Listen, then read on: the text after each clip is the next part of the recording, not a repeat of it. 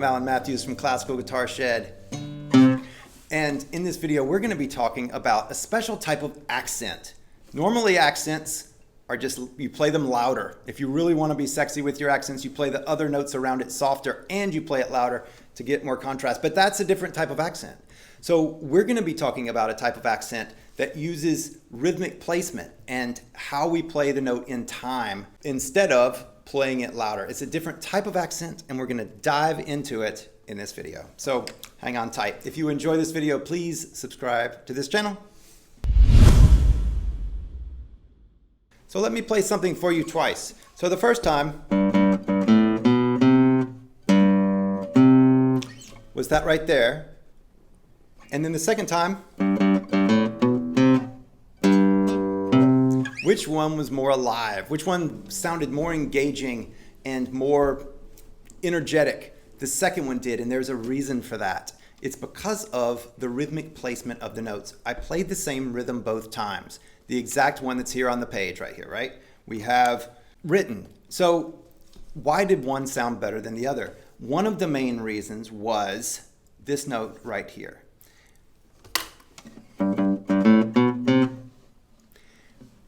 This note has a roll, and the roll of this note is to kick us to the next downbeat, which is that next C right there.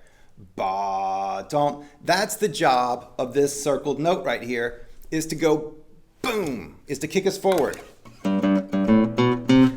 And here, right?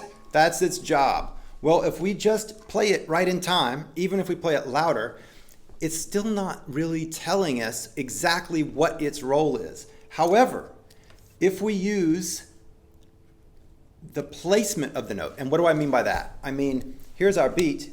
We can place it right on the beat. We can place it back of the beat, so bump, bump, where it sounds a little bit lazy, or we can play it on the very front of the beat, bump, or we can play it slightly late, dump, dump.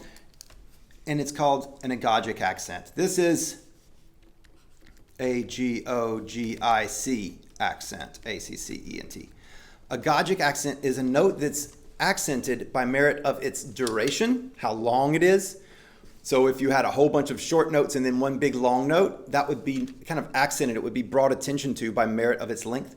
Or more commonly in music, and the one that I really like and I use a whole lot as much as I can, is an agogic accent based on placement. And so, bump, I think of it as this. And so, is that a technical term? Could I write it in a book? Probably not. But don't place it there and there. Not just here, here, here, throwing them away, but don't there, there. And so it's just ever so slightly like you have to punch through a membrane to get to it. It's just not boom, boom, boom. It's like, it takes just a little bit more to get there. Don't, and here. And that little bitty bit of time, what is it, like a millionth of a second or something? What it does is it puts it slightly closer to this note and it tells us, this note is going somewhere. It launches it just like a kicker. Then you can know that's where it's going. And depending on how late it is and how like where you place it in time, then you can say this is going to go a really long ways or this is going to go a very short ways. Just like if you watch somebody winding up to kick a ball, you can tell if they're going to be kicking it like 3 feet or if they're going to be kicking it 100 yards, right? Or whatever people kick balls. So you can tell because of the wind up, boom, how far things go. And here, if I play it that late, the music that note wants to be longer, and so it wants to be out of time. So I played it too late. And boom, lands it right to it. So this is called an agogic accent. So in the capriccio, we have this upbeat on the second beat. And we even are given an accent. So it's saying play it, accent it louder, but we can accent it louder and we can also put an agogic accent, meaning we place it in time here and so then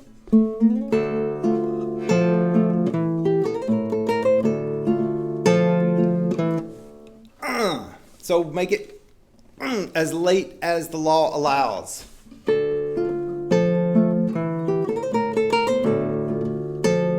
instead of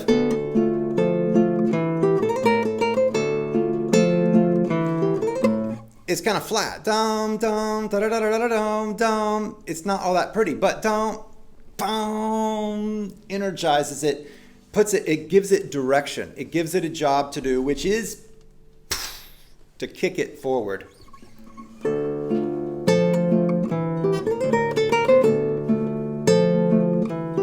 Dum boom. So this is an agogic accent. We can use them in different ways. We can use them for upbeats. We can use them on ties and syncopations. We'll talk about those in other videos. There are specific places where we can use these in music to make the music lead forward better, to make it more vital in its energy, and they're great fun. Of course, first, I should have said this at the beginning, 2 things. One, this is kind of an advanced thing. So if you're a beginner, then this will take some control and a little bit of musical maturity to do this. So if you're just beginning, it might not be appropriate right now. The second thing is that in order to play with time, we have to first be able to play in time. We have to know where the beat is before we start messing with it and playing things in different ways, right? So all the technique work that you do, your scales and your everything and the exercises and everything else, do all that with the metronome, drill in perfect rhythm so that you can play them good time, learn your music, and then be able to keep it in time so that you know where things are going. Otherwise, it's just chaos, and I know that you don't want chaos in your music. So this has been Agogic Accents, and they are so much fun, and they take a visceral engagement in the music, and so you can't just phone them in, which is another great thing because it makes your practice so much more enjoyable and so much more lively to play with these. So if you've enjoyed this video, please subscribe to this channel and we'll talk about it some more. All right, take care. Bye-bye.